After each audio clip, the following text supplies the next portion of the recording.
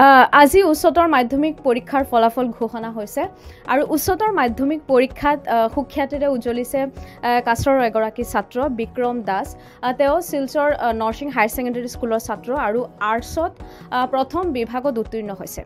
আৰু ইয়াতে এটা কথা উল্লেখ কৰিব লাগিব যে বিক্ৰম হৈছে এগৰাকী গাড়ী চালকৰ পুত্ৰ আৰু তেওঁ এইখন পৰীক্ষাত বহুত কষ্ট কৰিছে।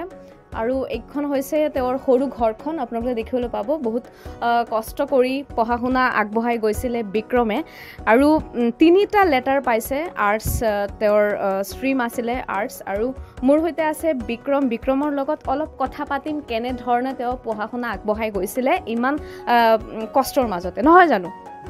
বাবাতো গাড়ী চালক হৈছে আৰু মোৰ নাম বিক্ৰম দাস। মোৰ ফেমিলিত 4জন সদস্য আছে আৰু মই নাৰ্ছিং হায়াৰ ছেকেণ্ডেৰী স্কুলত পঢ়িছিলোঁ।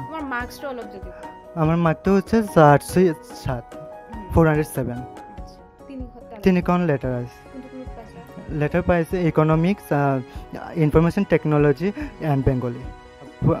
বহুত কষ্ট করে পড়াশোনা করেছে। আমার কোনো পড়াশোনার মানে ফিক্স প্রথম থেকে কোনো রুটিন ছিল না।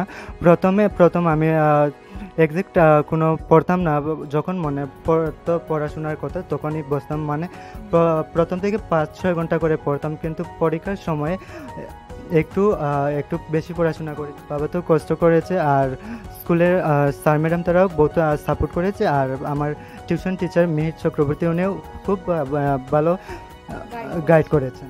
আমি আসাম ইউনিভার্সিটি বা জিসি কলেজে পড়াশোনা বিএলএলবি নিয়ে করতে চাই। বিএলএলবিটা নেওয়ার ইচ্ছা আছে, যদি ভবিষ্যতে ইউপিএসসি পরীক্ষার জন্য দিতে চাচ্ছি আর কি, ইচ্ছা আছে সেজন্য।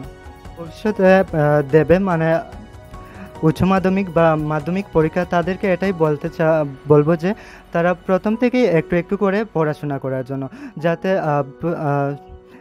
পরীক্ষার আগে গিয়ে কোনো অসুবিধা না হয়। যাতে তারা যেমন পেছনে যখন এক্সাম চলে আসে তখন তাদেরকে বহুত অসুবিধা হয়, যেমন কয়েকদিনের ভিতরে কোর্সটা শেষ করতে হয়। যদি আগে থেকে পড়াশোনা করে যেমন 5 ঘন্টা 4 ঘন্টা এরকম করলে আর কি তাদের কোর্সটা পুরোপুরিভাবে শেষ হওয়ার সম্ভাবনা প্রচুর থাকে পরীক্ষার আগে। হ্যাঁ, এখানেই পড়াশোনা করে। ছোট ঘর, মানে বাবা একটা অ্যারেঞ্জ করে দিয়েছে যে এখানে পড়াশোনা, এখানেই তুমি পড়াশোনা করো। আর স্কুলে যাওয়া আসা কিভাবে? স্কুলে তো গাড়ি দিয়ে যাওয়া আসা করতাম, এখানে গাড়ি মানে অটো দিয়ে। হ্যাঁ, অটো দিয়ে।